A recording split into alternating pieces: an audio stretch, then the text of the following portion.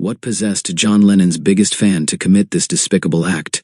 It was a crisp winter evening in New York City, December 8, 1980.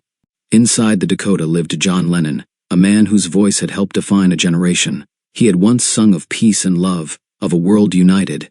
But out on the sidewalk, a shadow waited. David Chapman, an American in his mid-20s, stood near the building's archway. He had once adored Lennon, even idolized him. But envy, anger, and a warped sense of justice had twisted that admiration into something dark. Hours passed. Around 10:50 p.m., Lennon and Yoko stepped out of a limousine and walked toward the Dakota's entrance. They had just come home to kiss their son goodnight before heading back out for a spontaneous date. As they crossed the archway, Chapman stepped forward, pulling a .38 special revolver from his coat. 5 shots rang out in the night. 4 of the bullets struck Lennon in the back. He staggered forward, climbed a few steps into the building, and collapsed. Yoko screamed for help.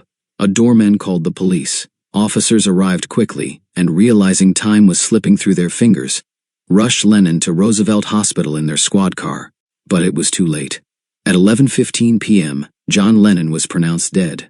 Back at the Dakota, Chapman remained on the sidewalk. He had not run. He had not resisted. He sat on the ground, reading The Catcher in the Rye, waiting quietly to be arrested. The news of Lennon's death spread like wildfire. A tidal wave of grief swept across the globe. Outside the hospital in the Dakota, fans gathered in silence, in tears. John Lennon was cremated at Ferncliff Cemetery. There was no funeral. Instead, Yoko Ono asked for 10 minutes of silence across the world, a moment to honor the man whose music had touched millions. David Chapman pled guilty to the murder. He was sentenced to 20 years to life and has remained behind bars ever since, denied parole again and again. And though Lennon's life ended that night, his voice never truly faded. In the hearts of his fans, in the melodies that still echo through time, he lives on, a dreamer, imagining a better world.